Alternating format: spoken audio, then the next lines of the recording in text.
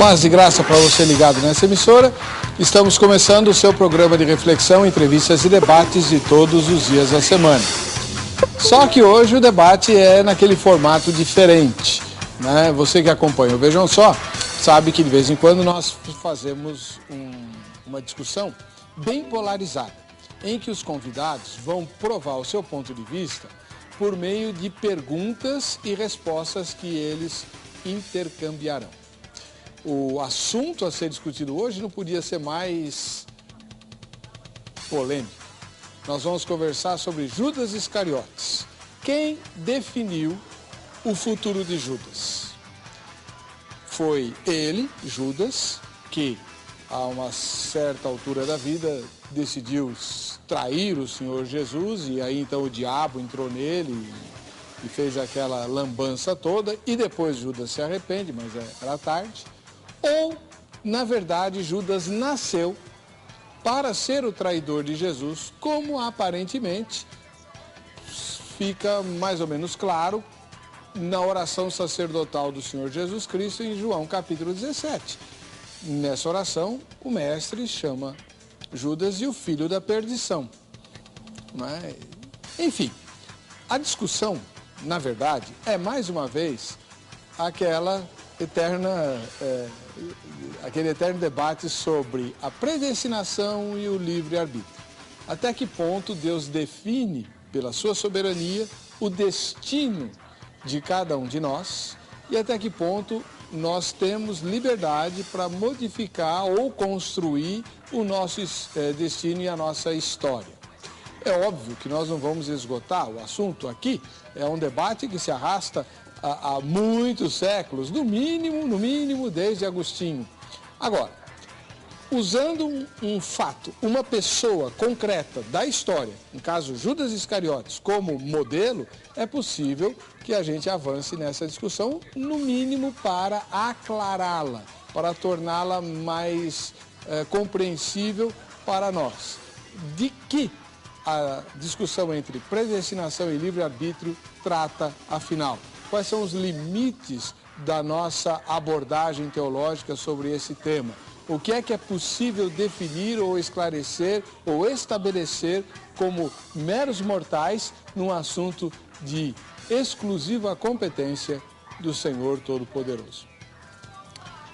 O Vejam Só, mais uma vez, pauta esse tema na esperança de que você possa apreciá-lo, ouvir as ponderações feitas a respeito de Judas Iscariotes e, ao final do programa, ou reforçar aquilo que você já pensa, ou talvez mudar a sua opinião. Está no ar o Vejam Só.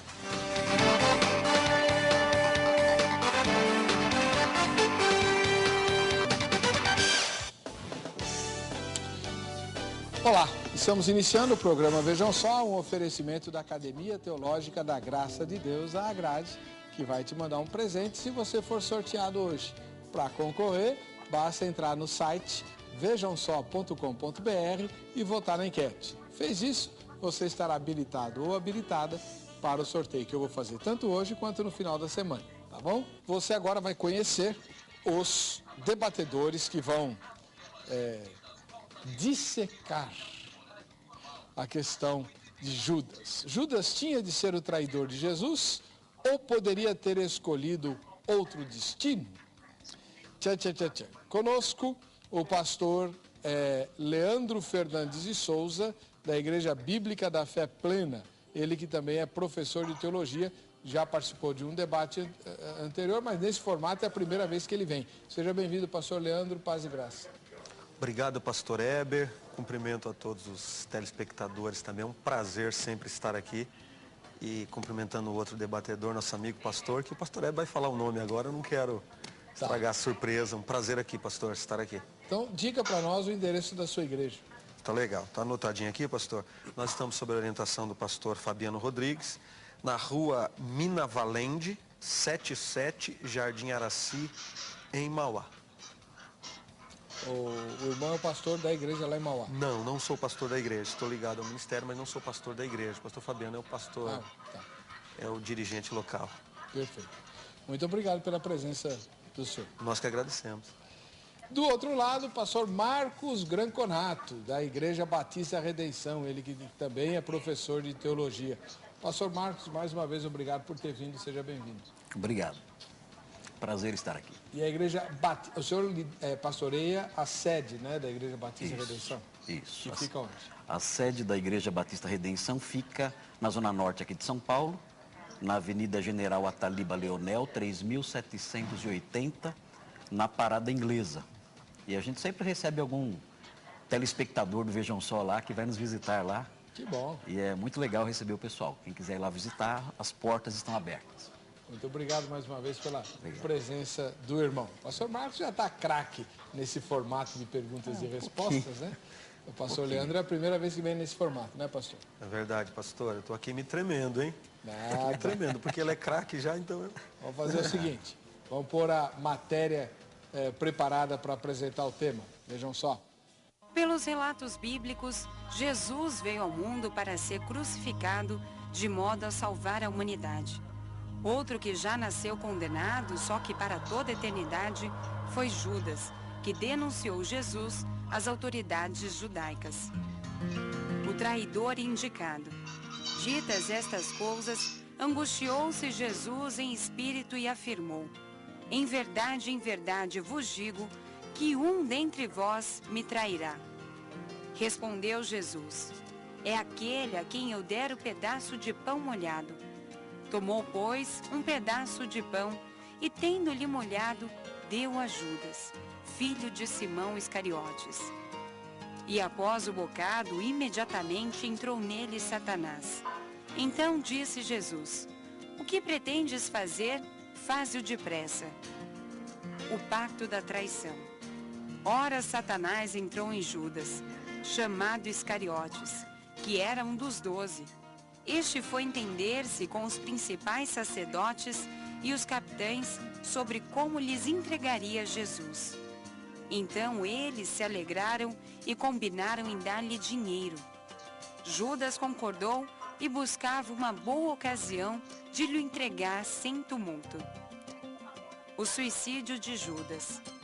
Então Judas, que o traiu, vendo que Jesus fora condenado, tocado de remorso, devolveu as 30 moedas de prata aos principais sacerdotes e aos anciãos, dizendo: pequei, traindo sangue inocente. Eles, porém, responderam: que nos importa? Isso é contigo. Então Judas, atirando para o santuário as moedas de prata, retirou-se e foi enforcar-se. Judas, traição ou predestinação? Essa pergunta tem confrontado muitas pessoas que começaram a interrogar-se sobre o papel de Judas na missão de Jesus. Ele foi escolhido para trair ou pelo instinto humano apenas traiu? Pelas profecias, alguém teria que ser o que o trairia. Mas por que Judas? Será que o mesmo poderia ter escolhido outro destino? Você pode ter uma visão mais detalhada sobre o assunto agora no programa Vejam Só. Muito bem. E antes de pegar a opinião dos meus convidados, eu vou pegar a sua. Você vai lá para o site www.vejamsó.com.br e vai votar na enquete. A enquete é: em sua opinião, Judas poderia não ter traído Jesus? Judas tinha liberdade para não trair Jesus? Essa é a pergunta. 3 respostas inéditas, nunca apareceram no programa. Primeira, sim. Judas poderia ter escolhido o destino que quisesse. Segunda resposta, não. Ele é o filho da perdição. Jesus disse isso. Ele nasceu para ser o traidor. Terceira resposta, que é a minha, não sei. Não sei. Eu não sei. E o pior é que eu não sei mesmo. Se você votar, mesmo que seja no não sei, não tem problema nenhum, você está concorrendo aos brindes da grade e no final desse bloco eu digo para você quais são eles, tá bom? Mas não saia daí, porque agora você vai conhecer o ponto de vista que cada um dos meus debatedores vai defender ao longo de perguntas e respostas que iniciar-se-ão logo após o nosso intervalo. Começar com o pastor Leandro Fernandes de Souza, ele que é ministro da Igreja Bíblica da Fé Plena e professor de teologia. Pastor Leandro, qual o ponto de vista que o senhor vai defender? Pastor Heber, eu vou defender, embora o senhor disse ainda há pouco que é um tema extremamente polêmico, mas eu vou me arriscar e defender que Judas teria liberdade para influenciar no seu próprio destino. Eu vou defender esse ponto de vista. Então, Judas não nasceu para trair Jesus. Não, eu tenho muita dificuldade para acreditar assim. Acredito diferente. Acredito que Judas tinha liberdade para escolher o seu caminho. Então, ele que escolheu trair Jesus. Sim. Porque ele quis. Nós vamos discutir isso ao longo do programa. Tá bom. Eu só quero que o telespectador saiba que o senhor vai defender a liberdade de Judas. Perfeito, é isso aí, pastor. Pastor Marcos Granconato, da Igreja Batista Redenção, igualmente professor de teologia. Aliás, para vir defender um tema desse, tem que ser professor de teologia mesmo, né? Senão não vem. Pastor Marcos, o ponto de vista que o senhor vai defender? Eu vou defender a soberania de Deus, os decretos de Deus sobre a vida dos indivíduos.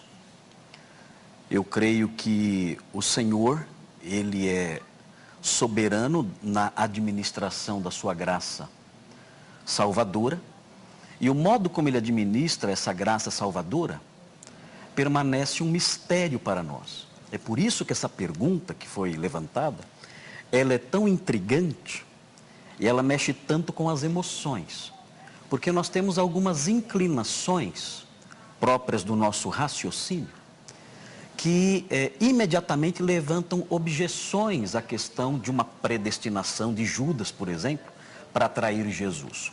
Porque isso, dentro da nossa lógica limitada, humana, nossa lógica de 1 mais 1 é igual a 2, dentro disso nós entendemos que se Deus agiu assim, se Deus predestinou Judas para ser o traidor, ou qualquer outra forma de predestinação, então a liberdade humana desaparece, e com a liberdade humana desaparece a responsabilidade humana. Ninguém é culpado de nada, porque Deus predestinou essas coisas, e ninguém pode se aproximar de Deus e dizer: olha, como é que o senhor pode me condenar?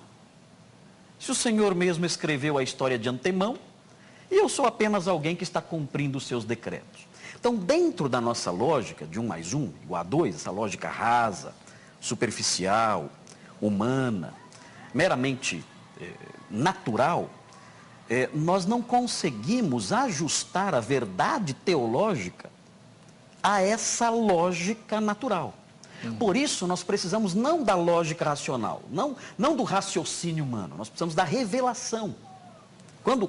Quando a razão não encontra mais respostas, quando a razão se vê limitada e não consegue caminhar mais, então nós recorremos à revelação. E quando nós nos aproximamos da revelação, nós nos deparamos com coisas que contrariam a lógica humana. E nós descobrimos que o Senhor, Ele é sim aquele que decreta toda a história das nações, das instituições, toda a história humana e também de indivíduos. E isso, curiosamente, por mais que pareça contraditório para nós, isso a Sagrada Escritura afirma, e sem anular a responsabilidade das pessoas que são objetos do decreto estabelecido. Você fala, mas como é que pode isso? A Bíblia não está nem aí para explicar. Ela não explica. A Bíblia diz o seguinte, veja por exemplo o que está escrito em Lucas 22, 21 e 22. Jesus diz o seguinte: o Filho do Homem vai, conforme tudo o que acerca dele está escrito. Isso é decreto. Tudo que estava decretado e escrito e registrado, inclusive sobre Judas, vai acontecer. Então isso é decreto, isso é soberania divina. Isso é o que está além da nossa compreensão. A mente de Deus é inescrutável. Seus propósitos e decretos são difíceis de nós mergulharmos e compreendermos e traçarmos os contornos deles. Mas olha como continua o texto. O Filho do Homem vai, conforme tudo que acerca dele está escrito, soberania divina. Aí ele prossegue: mas ai daquele por meio de quem ele vai. Ai daquele que o trai. Aí você fala, mas como? Aí você tem a responsabilidade humana. Agora, como eu harmonizo? Não tinha que ter um versículo entre o 21 e o 22, explicando essa relação? Decreto divino no 21, responsabilidade humana no 22. Não tinha que ter um versículo explicando o nexo entre os dois? Eu sinto falta desse versículo, mas quando eu olho entre o versículo 20 e 22, eu só vejo espaço em branco entre os dois. Não tem nada explicando. E a Bíblia deixa assim. Ela deixa assim para quê? Para que nós aprendamos que a mente do Senhor e os seus desígnios estão além da nossa compreensão. Os meus pensamentos, ele diz, estão acima dos vossos pensamentos. Eu não posso ser avaliado, eu não posso ser julgado, e as minhas ações não podem ser interpretadas, diz o Senhor, a partir do raciocínio de vocês, porque a minha mente está muito acima da de vocês. Tente explicar a Trindade na base do 1 mais 1. Da nossa lógica. Eu vejo lá Pai, Filho e Espírito Santo, 3 pessoas. Mas a Bíblia diz que há um só Deus. Mas diz que os 3 são Deus. Eu não consigo aplicar a lógica humana, a simples matemática de 1 mais 1 mais 1. Eu não consigo aplicar para entender uma doutrina bíblica. Então tem que recorrer à revelação. E é isso que a Bíblia afirma. A Bíblia afirma que Judas foi sim um instrumento de Deus escolhido por ele para realizar esse papel terrível. E ao mesmo tempo fala que ele é culpado e ai dele por ter traído Jesus. As duas coisas é dita na Bíblia. A partir do próximo bloco, você vai ver esses 2 pontos de vista serem testados por meio das inquirições mútuas que ambos farão. Quem que é o mais velho, hein? Eu. Tem 50. certeza? Você nasceu em 1950? Nasci em 1963, então tenho 50. 73 eu nasci. Não, 10 anos mais novo. É um menino. Quem vai começar é o pastor Marcos mesmo. Mas antes de chamar o intervalo, deixa eu te mostrar o que você pode ganhar. Participando do programa de hoje, o nosso patrocinador, a Agrade, vai mandar para quem for sorteado a sua camiseta, né? Tá aí, olha lá. Você vai ficar muito bonito ou muito bonita nela. E vai ficar ainda mais elegante se você se transformar num aluno ou numa aluna da Agrade. Existem mais de 600 filiais espalhadas no Brasil todo, aguardando a sua matrícula. O que você faz? Pega o telefone que vai aparecer aí na tela, na sua tela aí, né? Porque agora não adianta ligar que a grade está fechada, né? Esse telefone só atende no horário comercial. De segunda a sábado, mas no horário comercial. 0 operadora 11 31 15 08 19. Liga para saber qual é a unidade da grade mais próxima da sua casa e quais são os cursos oferecidos lá.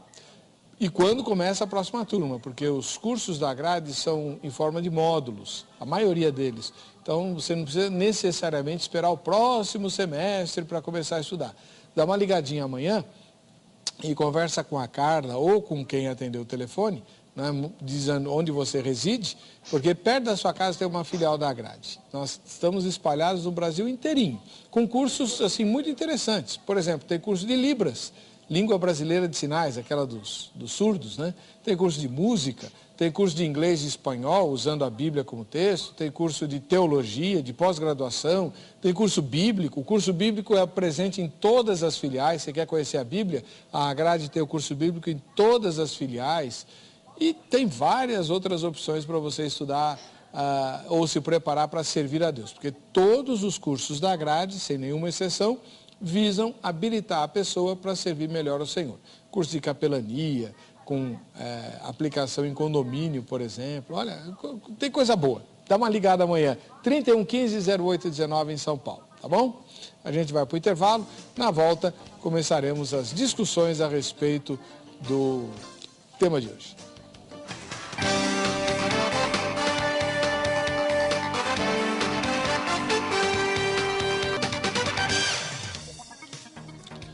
Muito bem, esse é o programa Vejam Só, formato especial. Quem sugeriu o tema de hoje foi Itar Vitor de Lima. Ele mora em Caicó, lá no Rio Grande do Norte, e usou o Facebook para mandar a sugestão que está sendo pautada hoje. Você está assistindo ao Vejam Só por causa da sugestão do Itar. Ele vai ganhar esse presente, né?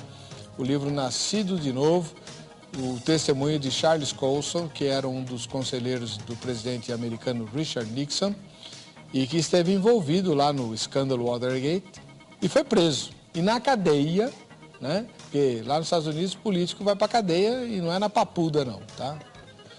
E lá na cadeia ele conheceu Jesus, mudou de vida e tal, e ele aqui conta a história, tanto do escândalo quanto das mudanças que Jesus fez na vida dele. Nascido de novo, Charles Colson, a queda do principal conselheiro do presidente dos Estados Unidos, sua prisão, conversão e atual testemunho cristão.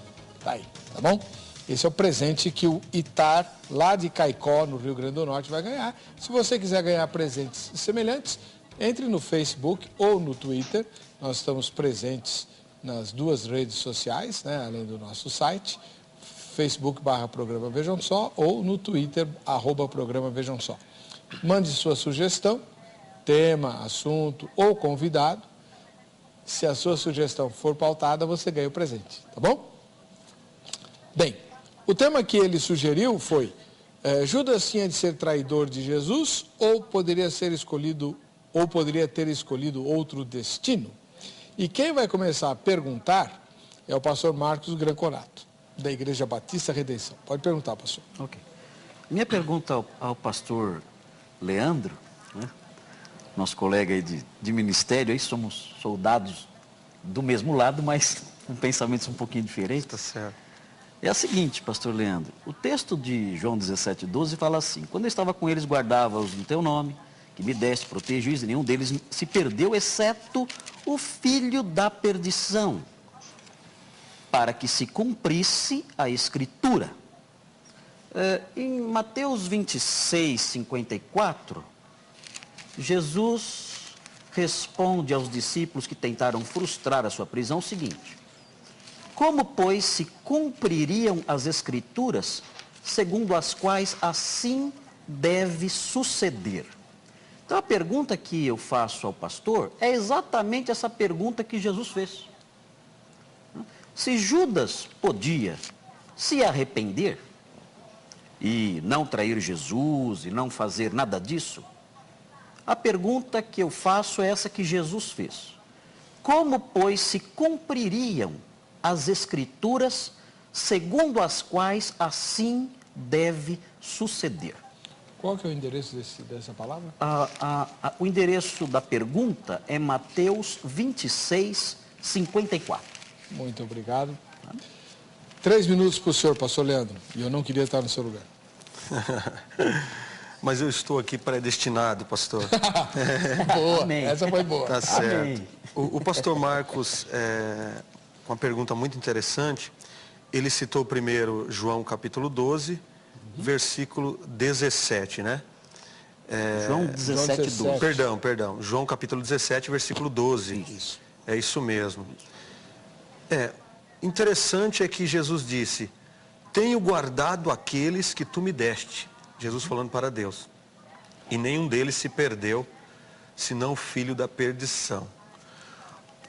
Ora, se Judas estava predestinado a se perder, os outros discípulos estavam predestinados a não se perderem. Se Judas já estava com seu destino traçado, os outros discípulos também. Então, assim como Jesus guardou os outros discípulos, Judas se perdeu. Então eu vejo nesse texto, a grosso modo, que havia um certo cuidado de Jesus para com os outros. Se ele teve um cuidado com os outros, eu penso que todos, olhando para esse texto, estavam correndo um certo risco, porque se há uma predestinação aqui tanto para o bem como para o mal, Jesus não precisava se preocupar em guardar aqueles que o Pai mesmo o deu. Já estavam guardados, predestinados a estarem com Jesus para sempre. Então, se Jesus os guardou, é porque eles também corriam risco. Então, aqui nesse texto, eu vejo uma certa liberdade. Nós temos uma liberdade de escolha. Um outro ponto, João 17:12 ainda. Para que a Escritura se cumprisse. E depois o pastor Marcos leu Mateus 56:54. Como, pois, se cumpririam as Escrituras que dizem que assim convém que aconteça? Eu penso que até então, pastor Heber, pastor Marcos e telespectadores, é muito simples de nós entendermos. O fato de estar escrito não significa que está determinado. O fato de estar escrito não significa que está determinado. Quando Deus diz alguma coisa, eu creio que Deus fala. Quando Deus diz alguma coisa, significa que Ele determinou que aconteça ou Ele está apenas prevendo o que pode acontecer. Agora, Deus ele pode determinar, decretar algumas coisas? Lógico que pode. Ele é o Todo-Poderoso. Agora, o fato dele poder decretar não significa que ele tenha decretado sempre. O fato de Deus falar comigo agora que eu vou sair daqui do estúdio e entrar à direita, significa que ele determinou ou ele está apenas prevendo aquilo que vai acontecer? Então, o fato de estar escrito, a meu ver, não significa necessariamente que Deus tenha decretado. Eu preciso analisar também o contexto. Cada caso é um caso. Nesse caso, eu continuo vendo a liberdade do ser humano.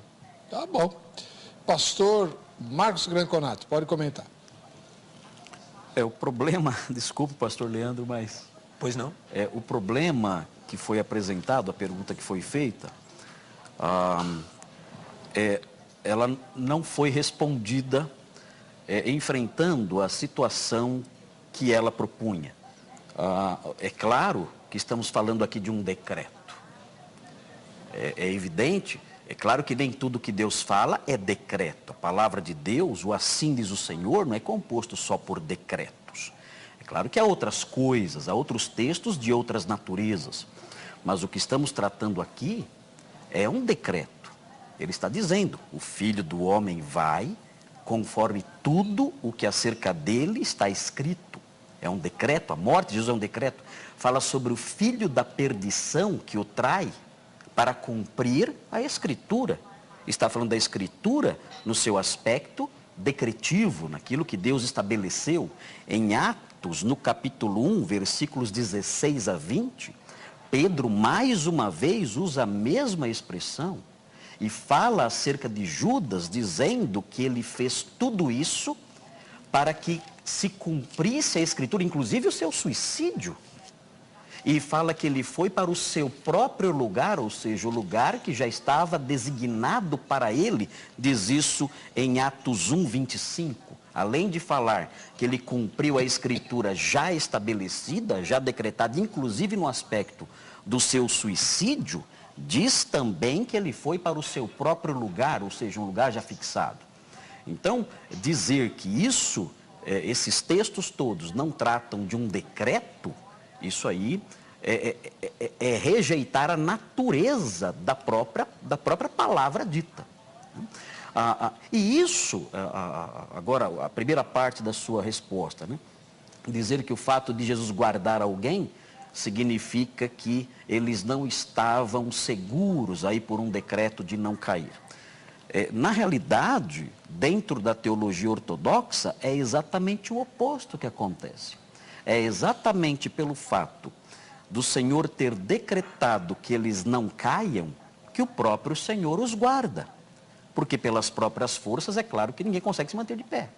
Nós cremos que é o Senhor quem guarda os seus até aquele dia. Então o decreto, ele não é uma verdade solitária. Além do decreto, existem os resultados, as ações que Deus realiza em função do decreto. E uma delas, nesse caso, é guardar os seus discípulos. Ele decretou que vai salvá-los e por ter decretado que vai salvá-los, ele os protege.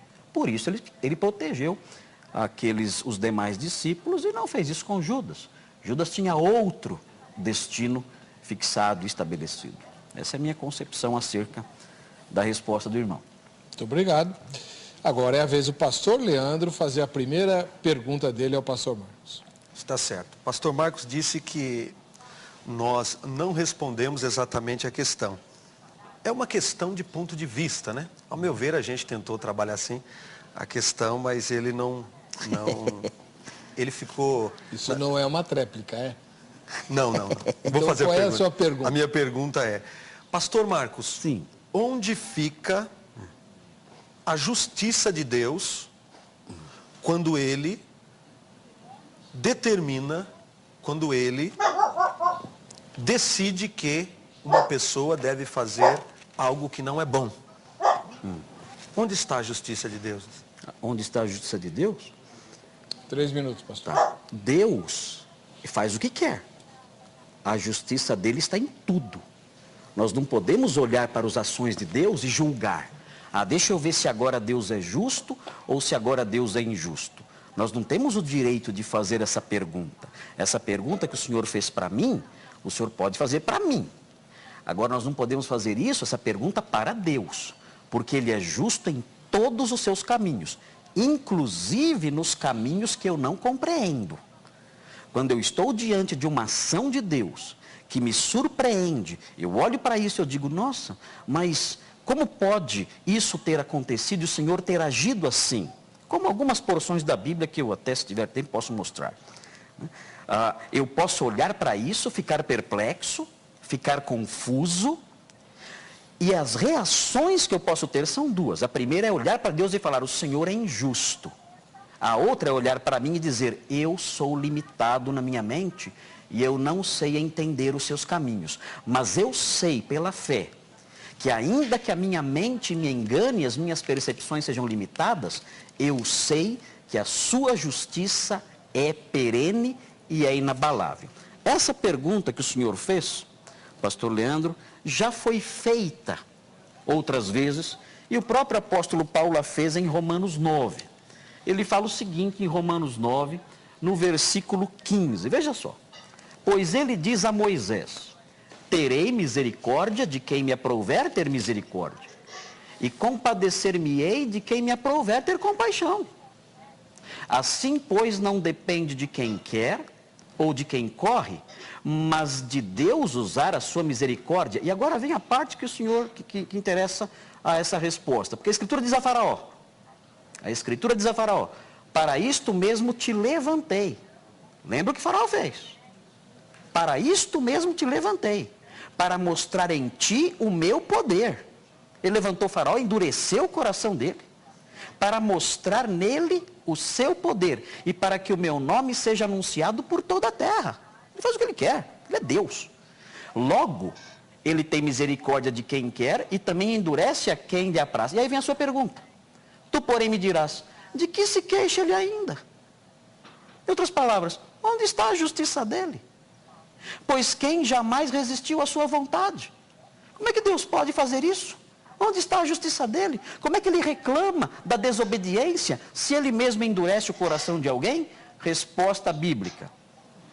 Quem és tu, ó homem, para discutires com Deus?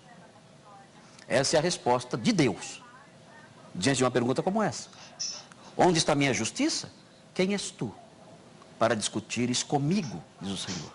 Eu endureço quem eu quero, eu atuo em quem eu quero, eu levanto Faraó e mostro e uso a sua maldade e endureço o coração dele, e eu faço isso com quem eu quero, porque eu sou Deus, a salvação pertence a mim, eu sou o Senhor da salvação e eu administro da forma como eu bem entendo. A nós cabe apenas dizer, Senhor, obrigado que o Senhor me salvou. Amém. E louvado seja o seu nome, pela sua sabedoria e seus decretos. Essa é a minha resposta. Barbaridade. Pastor Marcos Greconato respondeu e o pastor Leandro vai comentar a resposta dele. O pastor Marcos não respondeu a minha pergunta. Vocês vão ficar nesse ping-pong, né? O pastor Marcos é uma pessoa simpaticíssima. Obrigado. É o primeiro que fala isso na minha vida. Tá legal. Claro, pastor Heber, pastor Marcos, claro que nós sabíamos que usaríamos Romanos capítulo 9, né? Se nós não usássemos, não teria tanta graça. Mas se nós lermos com carinho, e é o que o pastor Marcos faz com muita atenção, as escrituras sagradas, perceberemos que, de um modo geral, quando nós lemos está escrito, para se cumprir o que está escrito, nós precisamos analisar o contexto e perceberemos que, de um modo geral, é um contexto de questionamento. Mateus 26, Jesus disse para os seus discípulos, se nós fizermos diferente, como vai se cumprir as escrituras? Ou seja, há um contexto de questionamento. Romanos 9 é a mesma coisa, Romanos 9, 6. Não que a palavra de Deus haja faltado, porque nem todos os que são de Israel. Então há um contexto, pastor Marcos, de questionamento, de dúvida. há um contexto de esclarecimento. Então, todas as vezes que nós lemos está escrito, de um modo geral, não todas as vezes, mas de um modo geral, há um contexto de indagação, há um contexto de pergunta e resposta. Isso é muito interessante. Outra coisa, usando também o capítulo 9 de Romanos, Paulo, ele transporta, ele importa para o Novo Testamento literalmente uma linguagem do Velho Testamento. E nós sabemos que, ou percebemos, ou algumas pessoas percebem e interpretam dessa forma, a gente entende que a linguagem do Velho Testamento é um pouco diferente da linguagem do Novo Testamento, principalmente no quesito Deus. Hoje, por exemplo, no meio evangélico, sobretudo pentecostal, eu vejo uma satanização das coisas. Tudo é Satanás. No Velho Testamento a gente vê algo diferente. Tudo é Deus. O judeu entendia que tudo vinha de Deus. Tudo é Deus, Ele que mata, Ele que dá a vida, tudo é atribuído a Deus. Então Paulo usa literalmente essa linguagem do Velho Testamento e aplica no Novo Testamento. Mas eu não vejo nesse texto que o pastor Marcos leu uma predestinação. É questão de interpretação. É uma linguagem judaica. Paulo lança a mão do que está escrito para provar que vale a pena ler o Velho Testamento. O que está escrito se cumpre de fato. Mas eu penso que é questão meramente de interpretação. Eu não vejo predestinação para, aliás, no capítulo 9 de Romanos. Eu não vejo decreto divino nenhum. É questão de interpretação, é um jogo de palavras. Tá bom. Cada um de vocês fez a primeira pergunta, ouviu a resposta e comentou. Vamos para a segunda rodada. Pastor Marcos Granconato. Minha pergunta é a seguinte, já que o senhor falou sobre o Velho Testamento, e já que o Novo Testamento, ele não dá para entender ele direito, e o que ele diz, ele não diz, o que ele fala, ele não fala, nós vamos ao Velho Testamento, então. Judas não foi, segundo o seu entendimento, ele poderia se arrepender. Mas não temos só o problema de Judas, há outros problemas semelhantes. E há um no Antigo Testamento que eu quero destacar, gostaria que o irmão explicasse para mim esse texto. Está em 1 Samuel 2:25, sobre os filhos de Eli. Fala assim, Eli falando com seus filhos. Pecando o homem contra o próximo, Deus lhe será o árbitro. Pecando, porém, contra o Senhor, quem intercederá por ele? Eli está levando seus filhos ao arrependimento. Está estimulando seus filhos para que eles se arrependam. Está ensinando, aconselhando, pregando para eles. Aí vem o comentário do autor de 1 Samuel. Entretanto, não ouviram a voz de seu pai. Eles não se arrependeram, porque o Senhor os queria matar. Ou seja, eles foram impedidos de se arrepender, porque Deus tinha um propósito. Deus queria matá-los. Esse era o alvo de Deus, era o decreto de Deus. Deus queria matar os filhos de Eli, e de fato os matou. Eles ouviram a mensagem do pai, o apelo do pai, foram exortados, mas o texto explica que eles não ouviram, e a razão é essa. Deus queria matá-los. Essa era a vontade, o decreto de Deus. Como o senhor explica isso de acordo com a sua concepção? 3 minutos, pastor. Eu não entendi a pergunta. Qual é a pergunta, pastor? Parece que tem duas numa só. Me perdoe. Não entendeu a pergunta? Não entendi. Como o senhor explica esse texto que fala que os filhos de Eli não se arrependeram porque Deus queria matá-los? Havia um plano de Deus. E esse plano de Deus impediu que eles se arrependessem. Eles não se arrependeram porque Deus queria matá-los. Como o senhor explica isso? O homem não tem liberdade para se arrepender? Tem, na minha opinião, tem liberdade. Deus impede o homem de se arrepender aqui porque quer matá-los? Esses dois aqui não tiveram oportunidade, não tiveram liberdade, eles não tiveram a escolha de se arrepender porque Deus tinha o alvo de matá-los e essa opção então eles não tinham? O senhor, pastor Marcos, entende que Deus foi quem os impediu. Eu só estou lendo o texto. Esse texto não está claro para mim. Eu não entendo da forma que o senhor entendeu. Então como é que o senhor entende? É questão de interpretação. Então explique para nós. Eu entendo que a Bíblia é inspirada por Deus, só que numa linguagem humana. Sim, lógico. Eu digo aqui para os nossos telespectadores, Deus me deu um carro. Eu não tenho carro, é só um exemplo. Amanhã ou depois eu posso vir, num próximo programa, motorizado com o meu próprio carro. Eu digo, Deus deu um carro. É verdade. Se alguém disser aqui, pode acreditar, telespectador, é verdade. No entanto, quais os meios que Deus usou para me dar esse carro? Eu trabalhei, estou pagando prestações ainda. Não, eu entrei numa loja e o dono da loja resolveu me dar um carro. Ou eu estava em casa, alguém tocou a campainha e disse que Deus mandou dar um carro. Todas as respostas estão corretas. Mas eu quero resumir dizendo que Deus me deu um carro. Ou seja, a revelação me sobrevém, no entanto, como eu vou transmiti-la é algo meu, é algo muito pessoal. Deus respeita a nossa linguagem, uma linguagem humana. Tem texto bíblico que diz que Deus se arrependeu. Tem texto bíblico que diz que Deus não se arrepende. É questão de interpretação.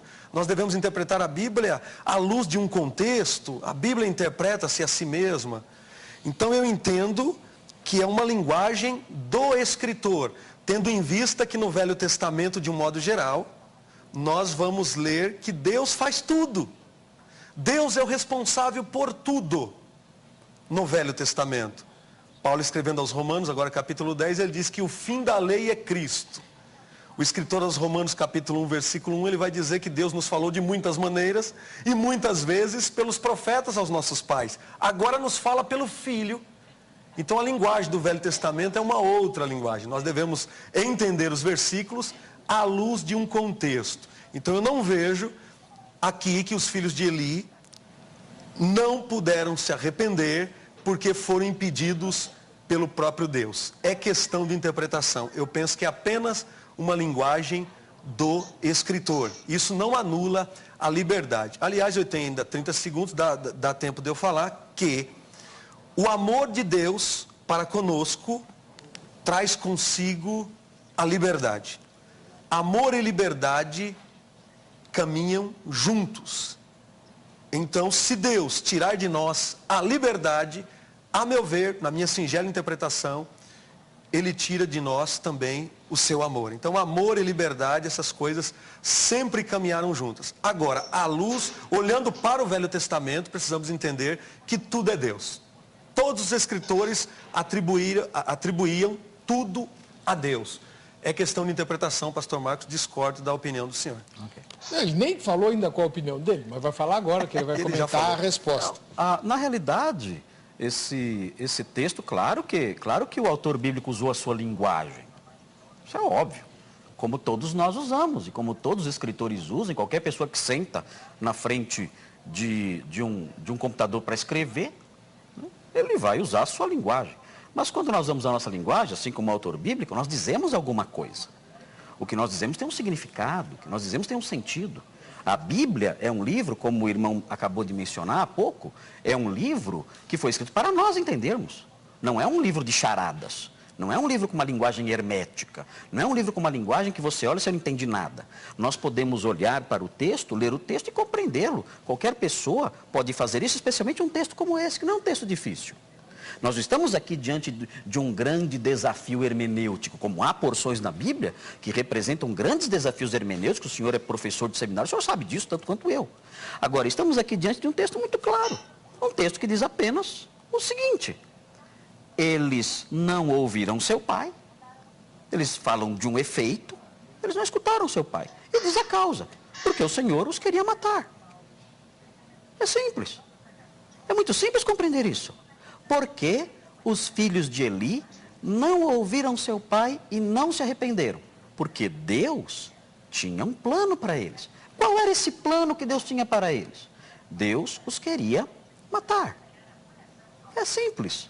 É difícil de entender, é difícil aceitar, porque nós temos algumas concepções de Deus que não dão espaço para isso, mas esse é o nosso Deus. Ele tem direito de fazer isso. Ele pode fazer um vaso para a honra e um vaso para a desonra. Provérbios 16:4 diz que ele fez até o perverso para o dia da calamidade. E ele fez vasos de ira para mostrar a sua ira sobre esses vasos.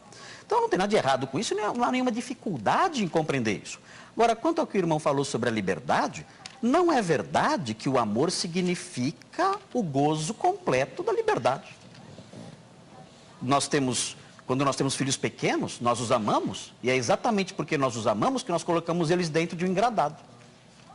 Porque se nós não os amássemos, abriríamos o portão de casa e deixaríamos eles engatinharem para o meio da rua. Está livre, eu amo você está livre, vai, faz o que você quiser. Não, é o fato de nós amarmos os nossos filhos que faz com que nós coloquemos limites à liberdade deles.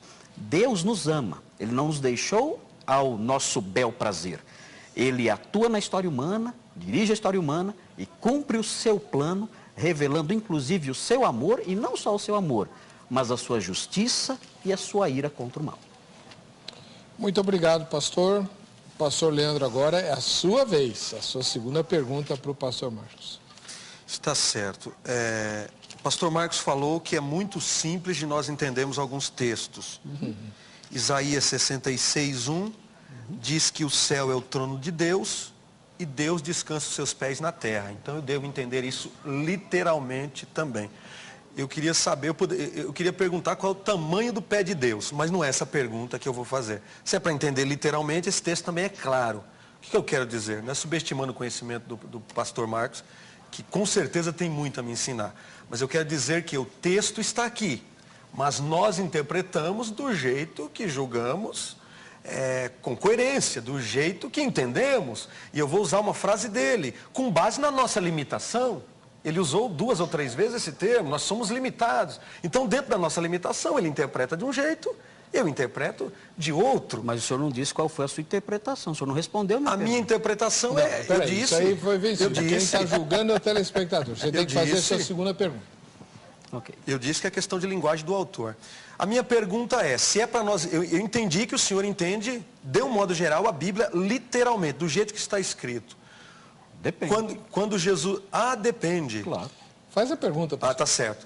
Está escrito João 3,16, porque Deus amou o mundo de tal maneira, Deus amou o mundo de tal maneira que deu seu Filho unigênito para que todo aquele que nele crê não pereça, mas tenha a vida eterna. A salvação é para todos ou para alguns?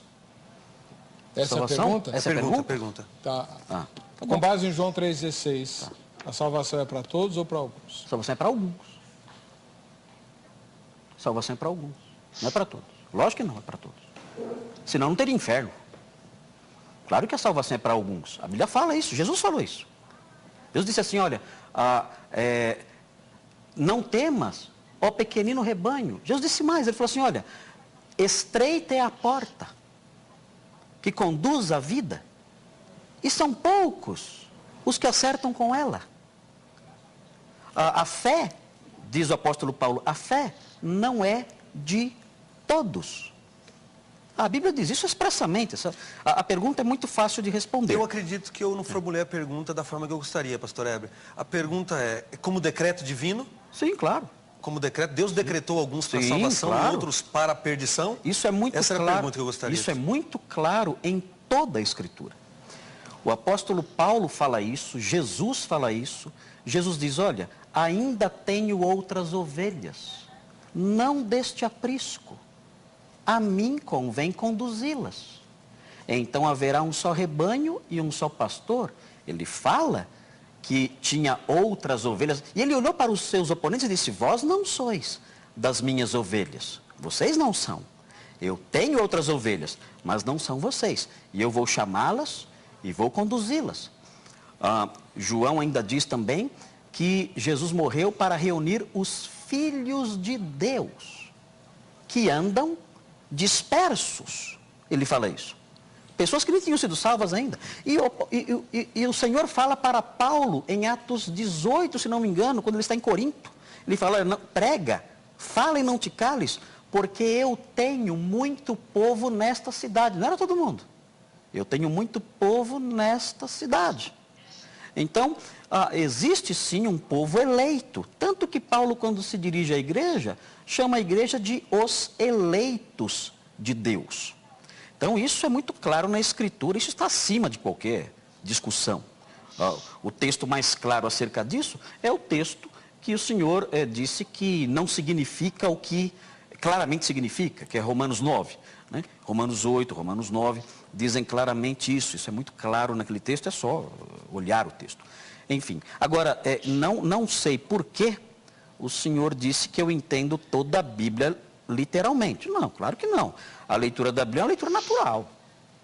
Há um versículo na Bíblia que diz assim: se o teu inimigo tiver fome, dá-lhe de comer. Se tiver sede, dá-lhe de beber. Porque fazendo isto, ajuntarás brasas de fogo sobre a sua cabeça. Então é muito fácil saber qual parte do versículo é literal e qual parte do versículo é figurada. Se o teu inimigo tiver fome, dá-lhe de comer. Isso é literal. Está com fome, dá comida. Porque fazendo isso, amontoarás brasas de fogo sobre a sua cabeça. Isso é figurado, é evidente. É só nós olharmos o texto e percebermos, pelo nosso bom senso. Os pés de Deus estão sobre a terra. É claro que isso é um antropomorfismo pedagógico. Claro que ele está querendo... Claro que Deus não tem pé. Ou você perguntou o tamanho do pé de Deus, né? O senhor foi irônico nessa hora, né? Mas não tem problema, o nosso debate admite esse tipo de ironia. Eu sou bastante irônico também. Mas é claro que não estamos medindo o pé de Deus. Quando fala do pé de Deus estar sobre a terra, está falando exatamente daquilo que o senhor está negando. A soberania dele sobre o mundo. Seus comentários, pastor Leandro Fernandes. De maneira nenhuma estou negando a soberania de Deus, ele é soberano.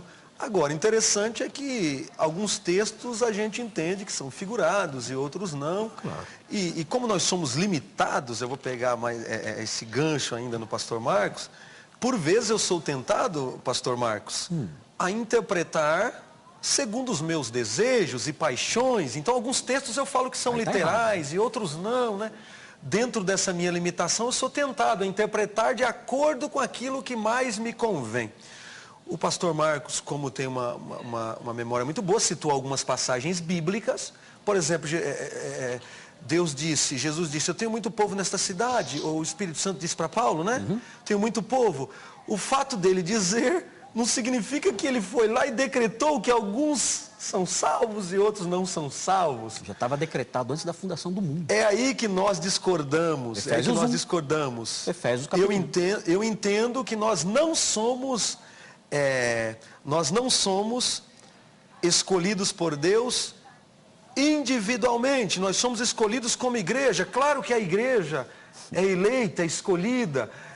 Em Apocalipse 13:8 vai dizer a Bíblia para nós que o Cordeiro foi morto desde a fundação do mundo. É claro, isso é claro.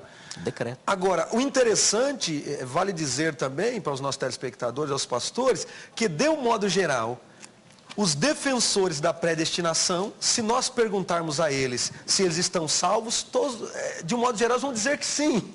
Interessante que quem defende a predestinação, logo defende a sua própria salvação, né? Ou seja, eu estou salvo. Porque creu em Cristo. Claro. Eu creio em Cristo. Então é interessante, né? É difícil a gente encontrar alguém que pregue, que defenda a teoria da predestinação, do decreto divino, que diga, mas eu não estou salvo. Eu não estou salvo. Eu acho isso estranho, né? Isso é estranho. Mas eu quero dizer que depende da interpretação. Na minha opinião, Deus não escolhe pessoas para a condenação. Nós somos predestinados? Sim, para a salvação. Todos nós somos predestinados à salvação. E quem será salvo? Aquele que aceitar Jesus no seu coração, aquele que aceitar o sacrifício de Jesus na cruz do Calvário. Agora, para a condenação, eu não consigo entender isso. Aí o pastor Marcos também, quando não entende, ele apela para a soberania de Deus. E eu também, nem tudo eu entendo, mas até esse ponto penso que nós podemos abstrair, refletir. Eu não entendo que pessoas são predestinadas à condenação. É apenas uma interpretação bíblica que eu respeito, mas não concordo. Muito bem, nós estouramos o tempo do bloco, a gente vai para o intervalo, na volta eles vão fazer a última pergunta a cada um e se der tempo eu tenho uma inquirição para cada um também, mas não sei, porque tem o povo fala. A gente volta já, vejam só.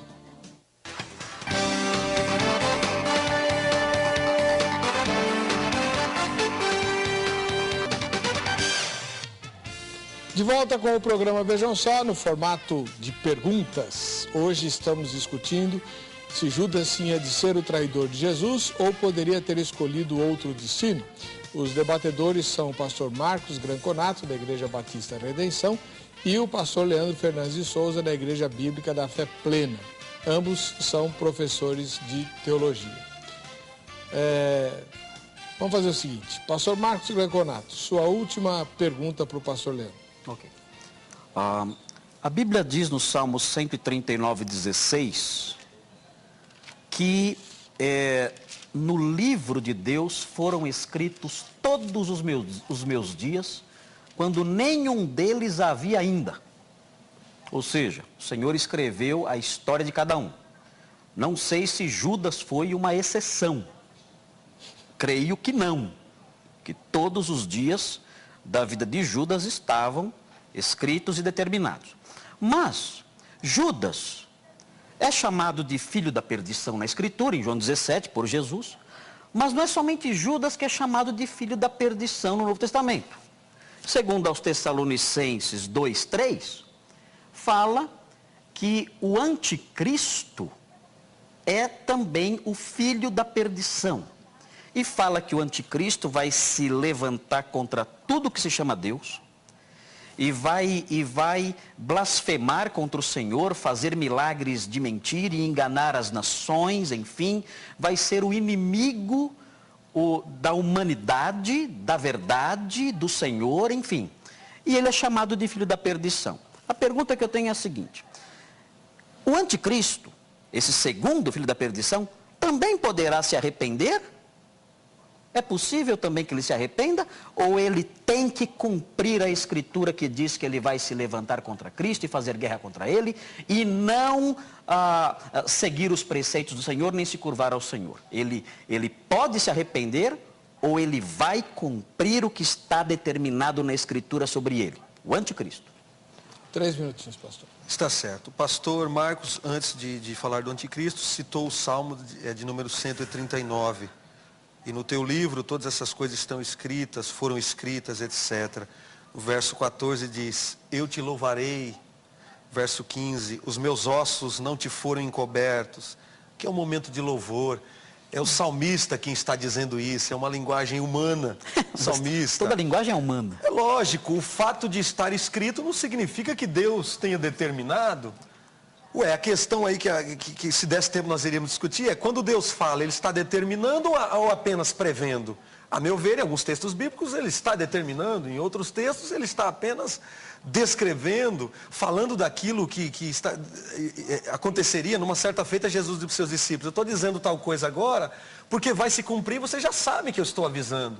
Agora Jesus está decretando ou apenas prevendo? Então é apenas questão de ponto de vista. O anticristo poderá ou não se arrepender? Depende, aí depende da interpretação que o senhor tem acerca do anticristo. Quem é o anticristo para o senhor? Não, você tem que responder. Não, tem que responder quem é o anticristo. Então responda se ele pode se arrepender ou não. No caso do anticristo, não. Não pode? No caso do anticristo, não. Por que não? Aí depende da visão escatológica. Quem é o anticristo? Mas ele pode ou não pode, então? Então um não pode. Ele não. Um não pode, ok. O anticristo então, não. Se Deus errou uma vez, então ele errou sempre. Se é errado decretar um, não. É errado decretar 1000. Não, depende. Deixa ele terminar. Desculpe. Depende. Nós não estamos discutindo escatologia aqui. Eu não falei, na minha opinião, quem é o anticristo. Não importa. A pergunta que o telespectador está fazendo é: por que, na sua opinião, o anticristo não pode se arrepender? Porque ele não pode se arrepender? Porque ele é uma personificação de Satanás. E ele não pode. Satanás não pode se arrepender. Agora, é uma outra questão, né, pastor Heber? Essa questão do anticristo isso dá um outro programa, né? Com a visão que nós temos do anticristo, enfim, é um outro programa, isso é muito extenso. Agora, o anticristo não. O anticristo já está determinado, ele não vai se arrepender. Está determinado. Ele se levantou para isso, ele se levanta para isso. O senhor disse está determinado. O anticristo, sim. O anticristo, sim. Judas, não. Judas, eu não encontro um texto bíblico. Isso é por sua conta. Eu não encontro um texto bíblico que me prove que Judas foi feito para trair. Eu não estou convencido disso. Agora, o anticristo, o nome já diz. Anti é contra Cristo. Ele vai se levantar contra tudo aquilo que se chama Deus, tudo que é de Deus. Então, agora, eu acho que nós deveríamos discutir no outro programa quem é o anticristo para o pastor Marcos, quem é o anticristo para o irmão Leandro. Agora, o anticristo, não. Para mim, ele não se arrepende. Quem é o anticristo, para mim, não interessa. Agora o senhor faz seus comentários. 3 minutos. Quem é o anticristo, para mim, não interessa. Mas o fato é que o anticristo não é o diabo encarnado. Essa é a visão do Senhor. Não, a Bíblia diz expressamente que há a besta, o dragão, o falso profeta. Isso é evidente. O diabo não vai se encarnar. Ele possui pessoas, mas ele vem segundo, diz aqui o texto de 2 aos Tessalonicenses, ele vem de acordo com o poder de Satanás. Satanás agirá, o texto diz, ora, o aparecimento do iníquo, que é esse homem, chamado de homem da perdição, é segundo a eficácia de Satanás. Satanás será a fonte do seu poder. Agora, enfim, é um homem.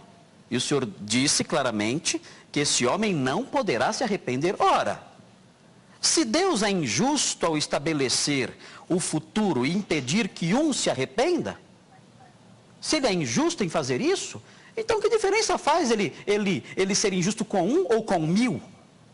Se ele impede o anticristo de se arrepender, na visão do Senhor, ele é injusto. Há um erro em Deus. Há um erro em Deus. É por isso que a teologia do irmão, ela não dá para sustentá-la, irmão. É impossível sustentá-la. Porque nós acabamos diminuindo a grandeza de Deus. Acabamos diminuindo. Se nós dissermos que quando Deus decreta um mal, ele é pecador, temos aqui um mal que ele decretou. Pronto.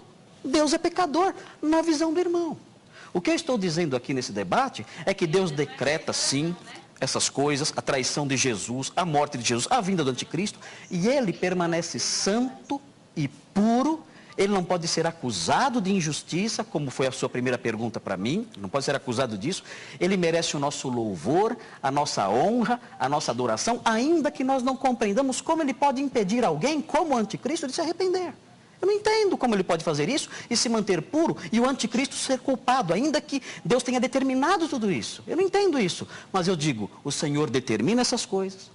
Essas coisas vão acontecer por decreto dele, e ele permanece inocente, santo e justo, e eu não posso questionar a sua grandeza, a sua santidade. A mim cabe apenas, como o Senhor leu lá no Salmo 139 na sequência, a mim cabe apenas louvá-lo.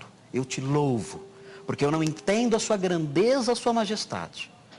No Brasil, nós temos uma teologia reducionista. Nós reduzimos Deus aqui. Deus virou o nosso mordomo, ele tem que fazer o que nós mandamos. Ele tem que cumprir o que nós queremos. Ele tem que realizar os meus decretos. O Deus da Bíblia não é assim. O Deus da Bíblia transcende a nossa compreensão. A nossa mente não pode explicá-lo. Ele decretou sim coisas que nós não entendemos. E isso, se isso esbarra na liberdade humana, não interessa. O que interessa é a liberdade de Deus. Deus tem plena liberdade. E Ele a usa de modo justo, ainda quando isso pareça injusto. E a nós cabe apenas louvá-lo, adorá-lo e dizer obrigado. Louvado seja Deus. Obrigado, pastor. Agora o pastor Leandro é que vai fazer a terceira, última inquirição ao pastor Márcio. Capricha aí, pastor. Está certo. Quando nós falávamos do anticristo, eu dizia que dá um outro programa. A questão do anticristo é algo à parte. Nós precisaríamos definir primeiro quem é o anticristo, quem deixa de ser, porque há N interpretações acerca disso. Há N interpretações, não há uma só. Quando o pastor Marcos diz, é evidente, está claro, os telespectadores devem entender que é a opinião dele. Ele vê com clareza. Ele vê alguns textos com clareza e interpreta do jeito dele. E eu tenho a minha interpretação. Pastor Marcos, sim, eu quero questionar o senhor acerca de a pessoa que é destinada por Deus para fazer o mal, porque segundo o Senhor, Deus é quem decreta tudo. Qual é a culpa dessa pessoa nisso? Ela tem culpa completa nisso, total. A culpa dela é integral. Mais uma vez, qual é o texto que nos ajuda a perceber isso na Bíblia? Mais uma vez, voltando lá no comecinho lá. Lucas 22, 21 e 22. Está lá. O texto mostra o quê? Que Deus decretou que as coisas fossem daquele jeito. Deus decretou isso. Mas, ai daquele que trai o Filho do Homem. O Filho do Homem seria traído, diz Jesus, conforme tudo que estava escrito sobre ele. Mas ai daquele que o trai. Como isso funciona? Esse é o mistério da teologia bíblica. A Bíblia não fornece o elo de conexão entre o versículo 21 e 22. Fala que Deus decreta e fala que o homem é responsável. Essa pecinha do quebra-cabeça, essa pecinha que falta, Deus guardou para ele. Para quê? Por que Deus guardou essa pecinha para ele? É muito simples. Ele guardou essa pecinha para ele para que nós sempre sejamos discípulos, sempre sejamos alunos e ele sempre seja mestre. A Bíblia diz em Atos 4 que Herodes e Pôncio Pilatos, leia o telespectador em sua casa, Atos 4 diz que Herodes e Pôncio Pilatos fizeram tudo o que a mão do Senhor predeterminou. Tudo. Isso é dito expressamente em Atos capítulo 4. Fizeram tudo o que a tua mão e o teu propósito predeterminaram.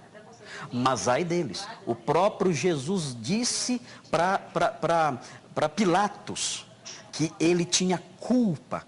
E Judas, ele disse, quem me entregou a ti, maior pecado tem. Então a culpa das pessoas que Deus decretou que realizassem essas coisas, Judas, Herodes, Pôncio Pilatos, os próprios filhos de Eli que não se arrependeram, essas pessoas todas, elas são integralmente culpadas das suas ações. Agora, como harmonizar isso, essas ações delas, com o decreto de Deus, isso o Senhor não revelou. Se eu falar isso aqui, aí eu vou estar inventando. O que eu sei é que as duas coisas são verdade. Elas são responsáveis e Deus decretou. O elo, o Senhor não nos deu. Amém. Seus comentários, pastor Leandro Fernandes. É interessante que o pastor Marcos, por vezes, disse no nosso debate. É muito claro, é evidente. Agora, a pergunta que eu fiz, qual é a culpa daquele que tem o decreto de Deus para o mal? Ele disse que é um mistério. Então eu quero usar essa palavra mistério para dizer que o anticristo também, telespectadores, é um mistério. Não disse que é mistério. Por isso que eu disse que cabe um outro programa. A questão do anticristo é um mistério para mim também. Então interessante que, de um modo geral, eu acredito, pastor Marco, que vez por outra, eu acordo calvinista, vou dormir arminiano, porque nós mudamos durante o dia. Nós mudamos de acordo com as nossas experiências. É verdade. Eu não mudo durante o dia. A gente muda, o ser humano é um ser que ainda está em formação. Nós mudamos. Essa ideia de que Deus decretou tudo, na prática nós não acreditamos não. Na prática nós não acreditamos sempre. Porque se Deus decretou tudo, eu posso atravessar a rua sem respeitar o farol. Deus decretou tudo. Por mais que eu esteja certo, se Deus decretou que um caminhão vai passar por cima da minha cabeça, já está decretado e pronto. Então eu quero dizer que na prática nós não acreditamos muito não. É de acordo com a situação. Por mais que na teoria seja bonito, a gente fala que está claro, etc. Mas na prática nós não acreditamos muito não nessa predestinação de Deus. Porque na prática nós buscamos os nossos desejos, as nossas paixões, os nossos projetos, as nossas realizações. E esse desejo que nós temos por vezes desenfreado de buscar coisas novas, significa que nós somos livres. Nós temos a liberdade. Uma outra coisa, eu quero levantar uma outra coisa, que se nós formos entender a Bíblia literalmente, com base nestes textos citados pelo pastor Marcos, qual o critério para que outros textos eu não entenda literalmente também? Então, alguns textos eu devo entender ao pé da letra. Noutros textos eu tenho liberdade para divagar. Então, eu acho isso também uma teologia um pouco insustentável, pastor Marcos. O senhor me perdoe, mas eu acho que nós interpretamos a Bíblia, eu digo para meus alunos sempre, o que me atrapalha na leitura bíblica é que eu interpreto de acordo com os meus desejos. Eu tive um professor de filosofia católico, eu amo os irmãos católicos, e ele dizia que a história de Jonas é um mito.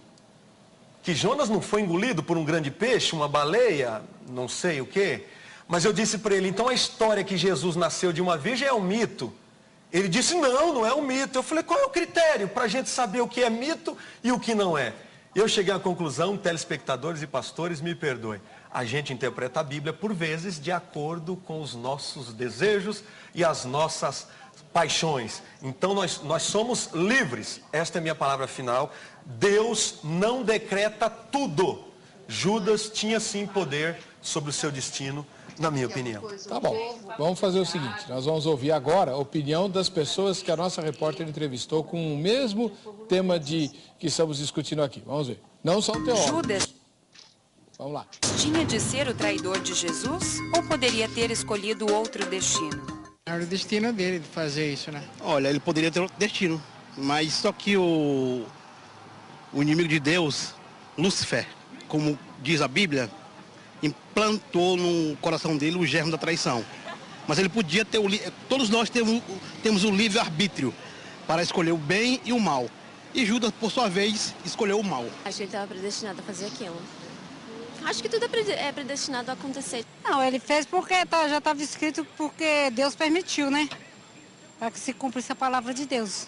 Ele podia ter escolhido não trair Jesus.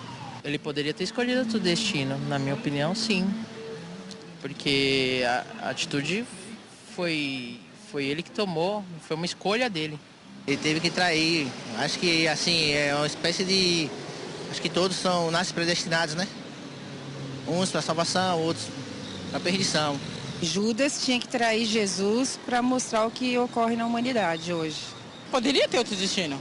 Ele escolheu o que ele queria, né? Como o livre-arbítrio que Deus pra gente, ele fez a escolha dele.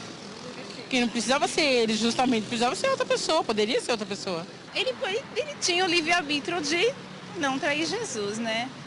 Mas não é questão de ser predestinado a isso. Eu acho que foi um fato. Infelizmente ou felizmente, ele traiu para dar decorrência a tudo que aconteceu, né? Tudo bem, você ouviu dois teólogos, agora você ouve as pessoas comuns, né? Cada um responde conforme... Aí sim concordo com o pastor Leandro, conforme a sua conveniência. Isso aí é claro. Né? Muito bem. Pastor, eu vou fazer uma pergunta para cada um de vocês. Vocês têm 1 minuto só para responder, tá? Então vamos lá. Pastor Marcos Granconato, por que não podemos aceitar que a eleição se baseie na presciência de Deus? Isso anularia, por acaso, a soberania dele? Não, bom, primeiro, eu só quero corrigir uma coisinha aqui. Eu não tenho irmãos católicos também, não. Ele falou lá de irmãos católicos, eu não tenho irmãos católicos. Mas voltando à sua pergunta agora. Nós não podemos crer que a eleição é com base na presciência, porque a presciência pressupõe que Deus olhou no corredor da história e ele viu pessoas que creriam, e aí ele as escolheu. Então, nesse caso, a eleição não seria gratuita, ela seria meritória. Eu escolhi porque eu vi que aquela pessoa tinha uma inclinação para crer e até creu de fato. Então, eu vou escolhê-la, não seria a eleição pela graça. Então, por isso não dá. A Bíblia diz, a Bíblia mostra que a eleição de Deus, a graça de Deus, ela não procura eleitos. A graça de Deus não procura pessoas dignas e então as chama. A graça de Deus olha pessoas indignas e as transforma em pessoas dignas. É isso que ela faz. Então, por isso que não dá para ser pela presciência, porque isso pressupõe mérito naqueles que Deus escolheu. Vou fazer um tema sobre a presciência, então. Agora, pastor Leandro Fernandes Souza, o senhor mencionou mais uma vez que o Antigo Testamento joga tudo nas costas de Deus. Deus faz tudo no Antigo Testamento, mais ou menos como alguns pentecostais hoje demonizam tudo, né? Então, a pergunta que eu quero fazer para o senhor é a seguinte. Quando o Antigo Testamento atribui tudo a Deus, ele erra em transmitir essa informação? Tá certo. Eu tenho 1 minuto só, então em 10 segundos eu quero dizer que eu tenho alguns irmãos católicos, sim, inclusive tem até irmãos que são evangélicos. Até evangélicos serão salvos. Por que católicos não, né? Então, mas esse é um outro departamento. Eu tenho até irmãos que são evangélicos, né? Eu tenho até irmãos que são evangélicos. Porque a Bíblia não fala de catolicismo nem de Mas eu perguntei se o Antigo Testamento erra quando atribui tudo a Deus. Não, penso que errar não, pastor Heber, mas é uma questão de interpretação, né? Eu penso que há uma responsabilização exagerada por parte dos escritores, porque a revelação de Deus ela vai se dando gradativamente. Então a gente percebe que no Novo Testamento há uma linguagem diferente. Eu lanço mão novamente de Hebreus 1:1. No princípio, antigamente Deus nos falou pelos profetas de várias formas, de várias maneiras, e hoje nos fala pelo Filho. Então é uma linguagem diferente. O Velho Testamento não erra quando Deus é responsabilizado por tudo, mas é uma questão de interpretação. O ideal é tentarmos entender a Bíblia a partir de Jesus. Jesus é a principal chave hermenêutica. Aquilo que está de acordo com as palavras de Jesus, nós acreditamos, nós abraçamos. Aquilo que está diferente do que Jesus disse, ainda que seja Moisés, o apóstolo Paulo, ainda que um anjo desça do céu, que seja anátema. Então o ideal é entender o Velho Testamento à luz de Jesus Cristo. É uma questão de interpretação, mas não erra, não. Se você tiver dúvidas a respeito desse assunto, você tem o contato do pastor Leandro Fernandes e do pastor Marcos Granconato no site vejamsol.com.br. Escreva para eles, olha, eu não entendi o que o senhor quis dizer, não entendi o que o senhor falou, ou então quer convidá-los para ir à sua igreja, ou para fazer um debate, ou fazer uma palestra. Eles estão à sua disposição, até porque o cachê que eles ganham aqui é para gastar lá no céu, de tão grande que é. Vamos ver quem é que vai levar o brinde da Academia Teológica da Graça de Deus. João Tássio de Souza, de Anápolis, em Goiás, uma das cidades mais evangélicas do Brasil. Para você que fica com a gente, que fica com essa emissora, a paz e a graça de Jesus, não perca o nosso próximo encontro aqui mesmo no Vejam Só.